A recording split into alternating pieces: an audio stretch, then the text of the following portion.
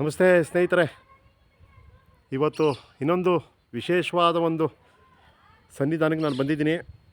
ಅದು ಆಲ್ಮೋಸ್ಟ್ ನಿಮಗೆ ಊರ ಹೆಸರು ಗೊತ್ತಿರ್ತದೆ, ಎಲ್ಲ ನೀವು ನೋಡಿರ್ತೀರ, ಆ ಊರು ಬಂದಿರ್ತೀರ. ಆದರೆ ಈ ಒಂದು ದೇವಸ್ಥಾನ ಇತಿಹಾಸನ ನೀವು ನೋಡಿರಲಿಲ್ಲ. ಅದು ಯಾವುದು ಅಂದರೆ ಮಹದೇವಪುರ. ಮೈಸೂರಿಂದ ಸುಮಾರು ರಮನಹಳ್ಳಿ ಬಿಟ್ಟರೆ ಮಹದೇವಪುರದಲ್ಲದು 800 ವರ್ಷ ಇತಿಹಾಸವುಳ್ಳ ಶ್ರೀ ಕಾಶಿ ವಿಶ್ವೇಶ್ವರ ಸ್ವಾಮಿ ಸನ್ನಿಧಾನಕ್ಕೆ ನಾನು ಬಂದಿದ್ದೀನಿ. ಏನು ಮಾಹಿತಿ, ಒಳಗಡೆ ಏನೇನು ವಿಚಾರ ಏನು ಅನ್ನೋದನ್ನ ಮಾದೇಗೌಡರು ಅಂತಿದ್ದಾರೆ. ಒಳಗಡೆ ದೇವಸ್ಥಾನನ ಆಡಳಿತ ಮಾಡೋರು, ದೇವಸ್ಥಾನ ನೋಡ್ಕೊಳ್ಳೋರು, ಅವ್ರನ್ನ ನಾನು ಎಲ್ಲ ಥರ ಮಾಹಿತಿ ನಿಮಗೆ ನಾನು ತೋರಿಸ್ಕೊಡ್ತೀನಿ. ಬನ್ನಿ. ಇದು ಒಳಗಡೆ ನೋಡಿ, ಇದು ಸುತ್ತ ದೇವಸ್ಥಾನ ಸುತ್ತ ಇರೋ ಮೈದಾನ ನೋಡ್ಬೋದು. ನೋಡಿ, ಇದು ಸ್ವಾಮಿ ಎಂಟ್ರೆನ್ಸು, ದೇವಸ್ಥಾನಕ್ಕೆ ಎಂಟ್ರೆನ್ಸ್ ಇದು. ನೋಡಿ, ಇದು ನೋಡಿ, ಮೊದಲನೇದು ಶಿವಂಗೆ ಪ್ರಿಯವಾದ ಒಂದು ಬಸವೇಶ್ವರ ಅನ್ನೋದನ್ನ ನೋಡಿ ತೋರಿಸ್ತೀನಿ. ಫಸ್ಟು ಎಲ್ಲೇ ಹೋದ್ರೂ ಶಿವನಿಗೆ ಭಾರಿ ಪ್ರಿಯವಾದದ್ದು ಬಸಪ್ಪ. ನೋಡಿ, ಫಸ್ಟು ಅದು ಬಸಪ್ಪನ ಸನ್ನಿಧಿನಿದೆ. ಬನ್ನಿ, ನಾನು ಭಾರಿ ವಿಶೇಷವಾಗಿದೆ. ನಿಜ, ಸುಮಾರು ಬಂದಿರ್ತೀರ. ಆದರೆ ಒಂದು ದೇವಸ್ಥಾನ ಬಹಳ ಅದ್ಭುತವಾಗಿದೆ. ಭಾಳ ಅಂದರೆ ಆಗಿನ ಕಾಲದಲ್ಲಿ ಹೆಂಗೆ ಯಾವ ಮಿಷನರಿನೂ ಇಲ್ಲ, ಏನೂ ಇಲ್ಲ. ನೋಡಿ ಹೆಂಗೆ ಕೆತ್ತನೆ ಮಾಡಿದ್ದಾರೆ ಅನ್ನೋದು ನಾನು ತೋರಿಸ್ತೀನಿ. ನೋಡಿ ಪುರಾತನ, ಅವಾಗ ಯಾವ ಮಿಷಿನೂ ಇಲ್ಲ, ಎಲ್ಲ ಅವಾಗೆಲ್ಲ ಒಂದು ಇದ್ರಲ್ಲಿ ನಾನು ಕಟ್ಟಿರೋ ಒಂದು ದೇವಸ್ಥಾನ ಇದು ನೋಡ್ಬೋದು. ಬನ್ನಿ, ಮೊದಲನೇಗೆ ಎಲ್ಲೇ ಹೋದ್ರೂ ಮೊದಲನೇ ಪೂಜೆಗೆ ಫಸ್ಟು ಗಣಪತಿನ ನಾವು ಫಸ್ಟು ತೋರಿಸೋಣ. ಎಲ್ಲ ವಿಘ್ನ ವಿನಾಶಕ ಗಣಪತಿ. ಮಕರ ಸಂಕ್ರಾಂತಿ ಪ್ರಯುಕ್ತ ಬೆಣ್ಣೆ ಅಲಂಕಾರ ಮಾಡಿದ್ದಾರೆ ಈ ಒಂದು ಸನ್ನಿಧಾನದಲ್ಲಿ. ನಮ್ಮ ದೇವಸ್ಥಾನ ಮಾದೇಗೌಡರು ಹೇಳ್ದಂಗೆ ಬಹಳ ಮುದ್ದಾಗಿದೆ. ನೀವು ಬೆಣ್ಣೆ ಅಲಂಕಾರಕ್ಕಿಂತ ಮುಂಚೆ ನೋಡಿದ್ರೆ ಭಾಳ ಮುದ್ದಾಗಿದೆ ಗಣಪತಿ ಅಂತ ಹೇಳಿದ್ರು. ಫಸ್ಟು ಗಣಪತಿನ ತೋರಿಸ್ತಾ ಇದ್ದೀನಿ, ವಿಘ್ನ ವಿನಾಶಕ ಗಣಪತಿ. ಆಮೇಲೆ ನಿಮಗೆ ಸುಬ್ರಹ್ಮಣ್ಯ. ಈಗ ಬೆಂಗಳೂರವರು ಈಗ ಒಂದು ಮೂರ್ತಿನ ಮಾಡಿಸಿದ್ದಾರೆ, ಸುಬ್ರಹ್ಮಣ್ಯ ಸನ್ನಿಧಿ. ಇದು ಸುಬ್ರಹ್ಮಣ್ಯ ಒಂದು ಸನ್ನಿಧಿನ ನೀವು ನೋಡ್ಬೋದು. ಸುಬ್ರಹ್ಮಣ್ಯ ಸನ್ನಿಧಿ ಈಗ ಶ್ರೀ ದೊರೆಸ್ವಾಮಿ ಅಂತ ಬೆಂಗಳೂರವರು ಒಂದು ಮಾಡಿಕೊಟ್ಟಿದ್ದಂತೆ ಇದು ಒಂದು ಸುಬ್ರಹ್ಮಣ್ಯ. ನೋಡಿ, ಈಗ ಮಹಾಲ್ ಮುಖ್ಯ ಶ್ರೀ ನೋಡಿ ಬಸವೇಶ್ವರ, ಬಸಪ್ಪ ಶಿವಣ್ಣ ನೋಡ್ತಾ ಇರೋದು ಹಿಂಗ ಒಂದು ನೋಡಿ, ಹಂಗೆ ನೋಡ್ತಾ ಇರ್ತಾರೆ. ನೋಡಿ ಶ್ರೀ ಕಾಶಿ ವಿಶ್ವೇಶ್ವರ ಸ್ವಾಮಿ 800 ವರ್ಷ ಇತಿಹಾಸವುಳ್ಳ ಶ್ರೀ ಕಾಶಿ ವಿಶ್ವೇಶ್ವರ ಸ್ವಾಮಿ ಸನ್ನಿಧಿನ ನೀವು ನೋಡ್ಬೋದು. ಕಾಶಿ ವಿಶ್ವೇಶ್ವರ ನಿಮಗೆ ಮತ್ತು ನಿಮ್ಮ ಕುಟುಂಬವರ್ಗಕ್ಕೆ ಎಲ್ಲ ಜೀವರಾಶಿಗಳಿಗೂ ಒಳ್ಳೆಯದಂತ ಹೇಳ್ತಾ ನೋಡಿ, ಈ ಒಂದು ಸನ್ನಿಧಾನ ಭಾರಿ ಪುರಾತನ ಕಾಲ, 800 ವರ್ಷ ಇತಿಹಾಸವುಳ್ಳ ಒಂದು ದೇವಸ್ಥಾನ. ನೋಡಿ, ಬಸಪ್ಪನ ನೀವು ನೋಡ್ಬೋದು. ಆಮೇಲೆ ಇನ್ನೊಂದು ವಿಶೇಷ ಏನು ಅಂತ ಹೇಳಿದ್ರೆ, ತಾಯಿ ಅನ್ನಪೂರ್ಣೇಶ್ವರಿ. ನೋಡಿ, ಇದೊಂದು ಉದ್ಭವ ಮೂರ್ತಿ, ಊರಲ್ಲೆಲ್ಲ ಮೆರವಣಿಗೆ ಮಾಡೋದೊಂದು ಮೂರ್ತಿ, ಉತ್ಸವ ಮೂರ್ತಿ ನೋಡ್ಬೋದು. ಆಮೇಲೆ ಎಲ್ಲೂ ಹೋಗ್ತಿದೆ ತಾಯಿ ಅನ್ನಪೂರ್ಣೇಶ್ವರಿ. ನೋಡಿ, ಇನ್ನೊಂದು ವಿಶೇಷ ಅಂತೇಳಿದ್ರೆ, ತಾಯಿ ಅನ್ನಪೂರ್ಣೇಶ್ವರಿ ಸನ್ನಿಧಾನ ತೋರಿಸ್ತಾ ಇದ್ದೀನಿ. ದಕ್ಷಿಣ ಮುಖವಾಗಿ ಇರುವಂಥ ಅನ್ನಪೂರ್ಣೇಶ್ವರ ಸನ್ನಿಧಿ ಹೊರನಾಡು ಅನ್ನಪೂರ್ಣೇಶ್ವರಿ. ಅದು ಬಿಟ್ಟರೆ ಮಹದೇವಪುರಲ್ಲಿರುವ ಕಾಶಿ ವಿಶ್ವೇಶ್ವರ ಸ್ವಾಮಿ ದೇವಸ್ಥಾನದಲ್ಲಿರುವ ಅನ್ನಪೂರ್ಣೇಶ್ವರಿ, ಇದು ಅಲ್ಲಿ ಮೊದಲನೇದು, ಇಲ್ಲಿ ಎರಡನೇದು. ದಕ್ಷಿಣ ಮುಖವಾಗಿ ಇರುವ ತಾಯಿ ಅನ್ನಪೂರ್ಣೇಶ್ವರಿ. ನೋಡಿ, ಇದು ಭಾರಿ ಒಂದು ವಿಶೇಷವಾದ ಒಂದು ಮಾಹಿತಿ. ಹೊರನಾಡು ಅನ್ನಪೂರ್ಣೇಶ್ವರಿ ಇರೋ ದಕ್ಷಿಣ ಮುಖವಾಗಿ ಇರುವ ಅನ್ನಪೂರ್ಣೇಶ್ವರಿ ತಾಯಿ, ಇಲ್ಲಿ ಮಹದೇವಪುರ ಕಾಶಿ ವಿಶ್ವೇಶ್ವರ ಸ್ವಾಮಿ ದೇವಸ್ಥಾನದಲ್ಲಿರುವ ದಕ್ಷಿಣ ಮೂರ್ತಿ ಅನ್ನಪೂರ್ಣೇಶ್ವರಿ ತಾಯಿ. ಆಮೇಲೆ ಇನ್ನೊಂದು ಮಾದೇಗೌಡರು ಹೇಳ್ದಂಗೆ ಕಂಬದಲ್ಲೇ ಲಕ್ಷ್ಮೀ ನರಸಿಂಹಸ್ವಾಮಿ ಉದ್ಭವವಾಗಿದೆ. ನೋಡಿ, ಅದೊಂದು ವಿಸ್ಮಯ ಅಂತಲೇ ಹೇಳ್ಬೋದು. ನೋಡಿ, ಬನ್ನಿ ತೋರಿಸ್ತಾ ಇದ್ದೀನಿ. ನೋಡಿ ಇದೇ ಶ್ರೀ ಕಂಬ. ನೋಡಿ ಅಲ್ಲೇ ನೋಡಿ ಕೆಳಗಡೆ ಕಂಬ ಇತ್ತು ಅಂತ ಹೇಳಿ. ನೋಡಿ, ಇದಾನು ನೋಡಿ ಲಕ್ಷ್ಮಿ ತೊಡೆ ಮೇಲೆ ಕೂತಿರೋದು ನರಸಿಂಹಸ್ವಾಮಿ. ನಿಜವಾಗ್ಲೂ ಇದೊಂಥರ ಪುರಾತನ ಕಾಲ ಒಂದು ವಿಸ್ಮಯ ಇರೋ ಒಂದು ದೇವಸ್ಥಾನ. ನಿಜವಾಗ್ಲೂ ನೋಡಿ, ಹತ್ತಿರ ತೋರಿಸ್ತೀನಿ. ನೋಡಿ ಈಗ ಕಾಣುತ್ತೆ. ನೋಡಿ ಸ್ವಾಮಿ ಮುಖ. ನೋಡಿ, ತಾಯಿ ಕೂತಿರೋದು ಕೆಳಗಡೆ. ನೋಡಿ, ಇದೊಂಥರ ನೋಡಿ. ಇನ್ನೊಂದೇನಂತೇಳಿ ನೋಡಿ, ಹಿಂಗಿದ್ದು ನೋಡಿ, ಇದು ಈಗಿರುವಂಥ ಕಂಬ, ಈ ಕಡೆ ಕಂಬ ನೋಡಿ. ಇದೇ ಕಂಬ, ಇದೇ ಥರ ಇದ್ದಿದ್ದು ಕಂಬದಲ್ಲಿ ನೋಡಿ, ಅದು ಲಕ್ಷ್ಮೀ ನರಸಿಂಹಸ್ವಾಮಿ ಒಡೆದು ಮೂಡಿರೋದು. ನಿಜವಾಗ್ಲೂ ಪುಣ್ಯವಾದ ಒಂದು ಕ್ಷೇತ್ರ. ಬನ್ನಿ, ನಾನು ದೇವಸ್ಥಾನದೆಲ್ಲ ತೋರಿಸಿದ್ದೀನಿ, ದೇವಸ್ಥಾನದೆಲ್ಲ ತೋರಿಸ್ದೆ. ಇಲ್ಲಿವರೆಗೂ ನಾನು ಬಂದಾಗ ಕಾಶಿ ವಿಶ್ವನಾಥ ದೇವಸ್ಥಾನ ಇದೆ ಅಂತ ಮೈಸೂರೊಬ್ಬರು ಮಾಹಿತಿ ಕೊಟ್ಟರು. ಕೊಟ್ಟಾಗ ಹುಡುಕ ಬಂದಾಗ ಅಲ್ಲೂ ಹೋದೆ, ಮಾಹಿತಿ ಇರಲಿಲ್ಲ.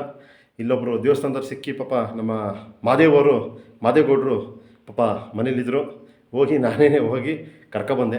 ಪಾಪ ಅವರು ನಮ್ಮ ಗೋಸ್ಕರ ಮಾಹಿತಿ ಕೊಡೋಕ್ಕೆ ಬಂದಿದ್ದಾರೆ. ನಿಜವಾಗ್ಲೂ ಅವ್ರಿಗೆ ನಮಸ್ಕಾರ ಮಾದೇಗೌಡ್ರೆ. ನಮಸ್ತೆ. ಇದು ಈಗ ಈ 800 ವರ್ಷ ಇತಿಹಾಸವುಳ್ಳ ಒಂದು ದೇವಸ್ಥಾನ. ಹೆಂಗೆ ಇದು, ಯಾರು ಇದನ್ನು ಒಂದು ದೇವಸ್ಥಾನ ಇತ್ತು ಅಂತ ಸಣ್ಣದಾಗಿ ಹೇಳಿ ಮಾದೇಗೌಡ್ರೆ, ಜನಗಳಿಗೆ ಮತ್ತು ಭಕ್ತಾದಿಗಳು ಗೊತ್ತಾಗಬೇಕು ಈ ಒಂದು ದೇವಸ್ಥಾನ ಬಗ್ಗೆ. ಸರ್, ಇದು ಇನಾಮತಿ ಗ್ರಾಮ ಅಂತ ನಮ್ಮ ಗ್ರಾಮ. ಅದಕ್ಕೆ ಜಾಗೀರ್ದಾರರು ಅಂತ ಬಕ್ಸಿಕ್ ಭೀಮರಾಯರು ಅಂತ ನಮ್ಮ ದೇವಸ್ಥಾನ ಹಿಂಭಾಗದಲ್ಲಿತ್ತು ಅವ್ರ ಮನೆ. ಆ ಇನಾಮತಿ ಗ್ರಾಮದ ಒಂದು ದೇವಸ್ಥಾನ ಇದು ಸ್ಥಾಪನೆ ಆಗ್ಬೇಕಾದ್ರೆ ಅವ್ರ ಮನೆ ಒಳಗೆ ಒಂದು ಸಣ್ಣ ಪುಟ್ಟ ಒಂದು ಘಟನೆ ನಡೀತು. ಆ ಘಟನೆ ನಡೆದಾಗ ಈ ಸ್ವಾಮಿನ ಉದ್ಭವ ಮಾಡೋದಕ್ಕೆ ಒಂದು ಪ್ರಯತ್ನ ಪಟ್ಟರು. ಆ ಘಟನೆ ಏನು ಅಂತಂದ್ರೆ, ರಾಯರ ಹೆಂಡತಿ ಉಂಗ್ರ ಉಪ್ಪಿನಕಾಯಿ ಜಾಡಿ ಒಳಗೆ ಬಿದ್ದೋಗಿತ್ತು. ಆ ಜಾಡಿ ಬಿದ್ದಿರುವಂತ ಉಂಗ್ರ ಈಗ ಯಾರು ನೋಡಿರಕ್ಕಿಲ್ಲ. ಆಗ ಮನೆಯಲ್ಲಿ ಭಟ್ನಾಗಿದ್ದಂಥ ಅಡಿಗೆ ಭಟ್ನಾಗಿದ್ದಂಥ ನಾರಾಯಣ ಭಟ್ಟ ಅವರು, ಆ ನಾರಾಯಣ ಭಟ್ಟನೇ ಇರೋನು ಯಾರು ಬಂದು ನಮ್ಮ ಮನೆಯೊಳಗೆ ಇದು ಮಾಡ್ತಾರೆ ಅಂದ್ಬಿಟ್ಟು ಕೋಪದಲ್ಲಿ ಒಂದು ಆನೆ ಕೈಲಿ ತುಳಿಸಿ ಸಾಯಿಸ್ಬಿಟ್ರು. ಇಲ್ಲೆಲ್ಲ ಆನೆ ಇತ್ತು. ಆನೆ ಕುದುರೆ ಎಲ್ಲ ಕೈಲಿ ಆನೆ ವಠಾರ ಅಂತಲೇ ಅದಕ್ಕೆ ಹೆಸರು. ಆ ರೀತಿ ಇದ್ದಾಗ ಆನೆ ಕೈಲಿ ತುಳಿಸಿ ಸಾಯಿಸ್ಬಿಡ್ತಾರೆ. ಆ ಸಾಯಿಸಿದಾಗ ಆತ ಕನಸಿನಲ್ಲಿ ಬಂದು, ನಾನು ಏನು ಮಾಡ್ದಂತ ಅಮಾಯಕನಿಗೆ ನೀನ್ ಈ ರೀತಿ ಮಾಡ್ದೆಯಪ್ಪ, ನಿನಗೆ ಶಾಪ ವಿಮೋಚನೆ ಆಯ್ತು, ನಿನ್ನ ವಂಶ ಸರ್ವನಾಶ ಆಯ್ತದೆ ಅಂತ ಹೇಳಿದಾಗ, ಯಾಕಪ್ಪ ನಾನೇನೋ ಮಾಡೋದು ಅಪರಾಧ ಕ್ಷಮಿಸು, ನನಗೆ ಗೊತ್ತಿಲ್ದ ಹೋಯ್ತು, ಅದ್ರ ಏನು ಇದು ಅಂತ ಕೇಳಿದಾಗ, ನಿನ್ನ ಉಪ್ಪಿನಕಾಯಿ ಜಾಡಿ ಒಳಗೆ ನೋಡಿ ತಾಯಿಯವರ ಉಂಗ್ರ ಅಲ್ಲಿದೆ ಅಂತ ಹೇಳಿದಾಗ, ಆ ಉಪ್ಪಿನಕಾಯಿ ಜಾಡಿ ಒಳಗೆ ವಜ್ರದ ಉಂಗ್ರ ಆಯ್ತು. ಆಗ ತಗೊಂಡವರು ಇದ ದೊಡ್ಡ ಐನೋರು ಕೇಳಿದಾಗ ಅವ್ರು ಏನಂತ ಹೇಳ್ತಾರೆ, ನಿನ್ನ ಇದೆಲ್ಲ ಶಾಪ ವಿಮೋಚನೆ ಆಗಬೇಕಾದ್ರೆ ಕಾಶಿಯಿಂದ ವಿಶ್ವನಾಥ ಸ್ವಾಮಿ ದೇವಸ್ಥಾನದಲ್ಲಿ ಲಿಂಗ ಮತ್ತು ಗಣಪತಿ, ನಂದಿ, ಅಮ್ಮನವರು ಇವ್ರು 3-4 ಜಯಿಸ್ಕೊಂಡು ಬಂದು ನೀನು ದೇವಸ್ಥಾನ ಕಟ್ಟಿ, ಆಗ ನಾರಾಯಣ ಭಟ್ಟ ಅನ್ನೋ ಒಂದು ಕಲ್ಲನ್ನ ವಿಗ್ರಹ ಮಾಡಿಸಿ ಆ ದೇವಸ್ಥಾನ ಕಟ್ಟಿದ ದಕ್ಷಿಣಾಮುಖವಾಗಿ ಅವನು ಕೂರಿಸಿ, ಅವನಿಗೂ ಎಲ್ಲಾ ನೈವೇದ್ಯನೂ ಆದ ಮೇಲೆ ಅವನಿಗೂ ಹೂವು ಪತ್ರೆ ನೀರು ಹಾಕಿ ನೋಡಿ ಹೇಳಿದ್ರಲ್ಲ ಭಕ್ತ ಸ್ನೇಹಿತರೆ, ನೋಡಿ ನಾರಾಯಣ ಭಟ್ರು ಅಂತ ಮಾದೇಗೌಡರು ಹೇಳಿದ್ರ ನೋಡಿ, ಅವ್ರಿಗೂ ಒಂದು ಪೂಜೆ ಬೆಳಿಗ್ಗೆ ಸಾಯಂಕಾಲ ನೋಡಿ, ಅಡುಗೆ ಭಟ್ಟವಾಗಿ ಜೊತೆಯಲ್ಲಿ ಕೆಲಸ ಮಾಡ್ಕೊಂಡಿದ್ದಾಗ ಆ ಒಂದು ಕೃತ್ಯ ಅವ್ರ ಮೇಲೆ ಎಸೆದಾಗ ಗೊತ್ತಾಗದೆ ಆ ಒಂದು ನೋಡಿ, ಅವಾಗ ಅವ್ರ ಕನಸಲ್ಲಿ ಬಂದು ಇದ್ದಾಗ ಅವ್ರಿಗೂ ಒಂದು ಪೂಜೆ ಇದೆ ನೋಡಿ. ಇದೊಂದು ವಿಸ್ಮಯಕಾರ. ಹೇಳಿ. ಹೂವು ಪತ್ರೆ ಅವ್ರಿಗೂ ಸಹ ನೈವೇದ್ಯ ಎಲ್ಲ ಮಾಡ್ತಾರೆ. ಇದು ಹಿಂದಿನ ಕಾಲದಿಂದ ನರಕ ಬರ್ತಾ ಇದ್ದಂತ ವಿಚಾರ. ಅವರು ವಂಶಸ್ಥರೆಲ್ಲ ನಾಶನಾಗಿ ಊರ್ ಬಿಟ್ಟುವಂತ ಸನ್ನಿಧಾನ ಬಂದ್ಬಿಟ್ಟು ಈಗ ಯಾರು ಇಲ್ವಾ? ಈಗ ಯಾರು ಇಲ್ಲ. ಎಲ್ಲ ನಿರಂಶ ಆಗಿ ಇದನ್ನ ಮಹಾರಾಜರ ಆಸ್ಥಾನಕ್ಕೆ ಅಳವಡಿಸುತ್ತೆ. ಆಗ ಮಹಾರಾಜರು ಇದನ್ನ ನೋಡ್ಕೊಳ್ಳೋಕೆ ಒಂದು ವ್ಯವಸ್ಥಾಪನ ಆಗ್ಬೇಕಲ್ಲ ಅಂದ್ಬಿಟ್ಟು ಲಕ್ಷ್ಮೀಕಾಂತಿ ಅರಸನವ್ರನ್ನ ಅವ್ರ ಸಂಬಂಧಿಕರನ್ನ ಇಲ್ಲಿ ಬಂಗ್ಲಿ ಕಟ್ಟಿ ಈ ದೇವಸ್ಥಾನ ಮತ್ತೆ ಇಲ್ಲಿರುವಂತ ಜಮೀನ್ ಇದಕ್ಕೆಲ್ಲ ಅವ್ರ ಅಧಿಪತಿಯಾಗಿ ಮಾಡ್ತಾರೆ. ಆಗ ಅವ್ರೇ ಲಕ್ಷ್ಮೀಕಾಂತಿ ಅರಸನವ್ರು ನೋಡ್ಕೊತಾ ಇರ್ತಾರೆ. ಮತ್ತೆ ಈ ಉಳುವರಿಗೆ ಭೂಮಿ ಅಂತ ಬಂದ ಮೇಲೆ ಟೆನೆನ್ಸಿ ರೂಲ್ಸ್ ಎಲ್ಲ ರೈತಾಪಿಗಳೇ ಜನಾಂಗಗಳು ಆವರಿಸ್ಕೊಂಡ್ಬಿಡ್ತಾರೆ. ಆವರಿಸ್ಕೊಂಡ ಮೇಲೆ ಇದಕ್ಕೆ ಯಾರು ಉದ್ಯೋಗರು ಇಲ್ಲದೆ ಹೋಗ್ಬಿಡ್ತದೆ. ಆಗ ಇದನ್ನ ಸರ್ಕಾರಕ್ಕೆ ಮುಜರಾಯಿ ಡಿಪಾರ್ಟ್ಮೆಂಟ್ ವಹಿಸ್ಬಿಡ್ತಾರೆ.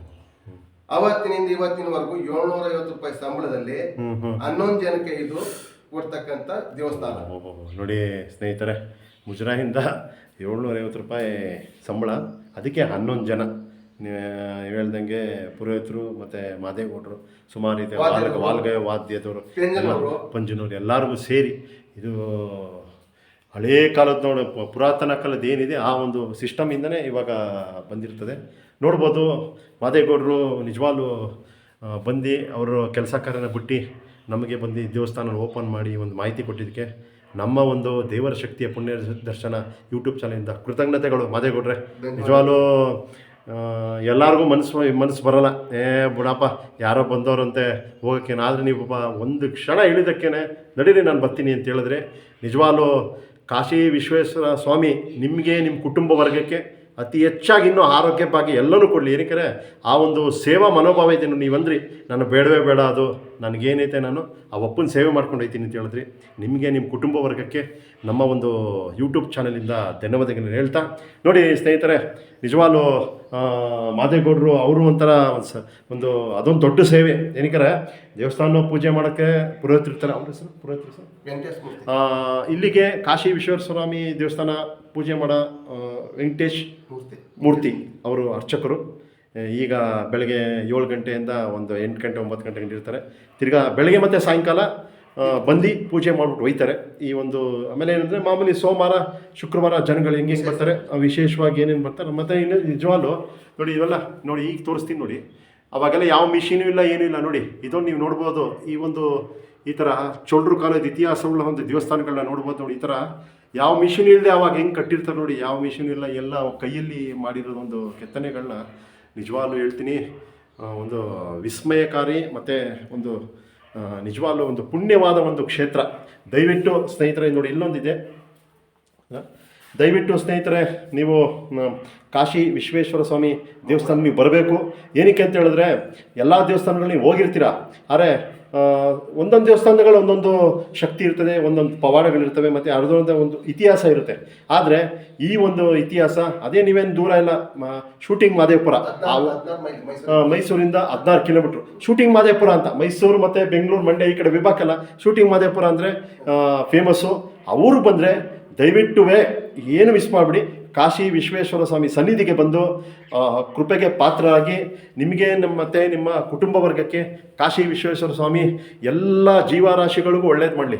ಎಲ್ಲ ಪ್ರಾಣಿ ಪಕ್ಷು ಎಲ್ಲ ಒಂದು ಜೀವರಾಶಿಗೂ ಕಾಶಿ ವಿಶ್ವೇಶ್ವರ ಸ್ವಾಮಿ ಒಳ್ಳೇದು ಮಾಡಲಿ ಅಂತ ಹೇಳ್ತಾ, ನನಗೊಂದು ಪುಣ್ಯ ನಮ್ಮ ಒಂದು ಯೂಟ್ಯೂಬ್ ಚಾನಲಿಂದ ಇಂಥ ಪುಣ್ಯವಾದ ಒಂದು ಕ್ಷೇತ್ರಕ್ಕೆ ಬಂದು ಆ ಒಂದು ಕ್ಷೇತ್ರನ ಪರಿಚಯ ಮಾಡಿಕೊಡೋದ್ರಿಂದ ಅದೊಂಥರ ಪುಣ್ಯ. ಎಲ್ಲರಿಗೂ ಒಳ್ಳೆಯದನ್ನು ಹೇಳ್ತಾ ಮುಂದಿನ ವಿಡಿಯೋ ಯಾವ ಕ್ಷೇತ್ರಕ್ಕೆ ಹೋಯ್ತೀನಿ ನನಗೆ ಗೊತ್ತಿಲ್ಲ, ಯಾವ ಕ್ಷೇತ್ರಕ್ಕೆ ಆ ಭಗವಂತ ಯಾವ್ಯಾವ ಮುಕ್ಕೋಟಿ ದೇವತೆಗಳಲ್ಲಿ ಎಲ್ಲೆಲ್ಲಿ ಕರ್ಸ್ಕೊತಾರೆ ಅಂತಲೂ ನನಗೆ ಗೊತ್ತಿಲ್ಲ. ನಾನು ಒಯ್ತೀನಿ, ಅಲ್ಲಿಂದ ಇಂಥ ಕಡೆ ಕರಬೇಕು ಅಂತ ಒಂದೊಂದು ಅನುಗ್ರಹ ಇರ್ತದೆ. ಆ ಅನುಗ್ರಹದಿಂದ ನಾನು ಮಾಡ್ತಾ ಹೋಗ್ತಾ ಇದ್ದೀನಿ. ಹಿಂಗೇ ಸಪೋರ್ಟ್ ಕೊಡ್ತಾ ಇದ್ದೀರಾ ಸ್ನೇಹಿತರೆ.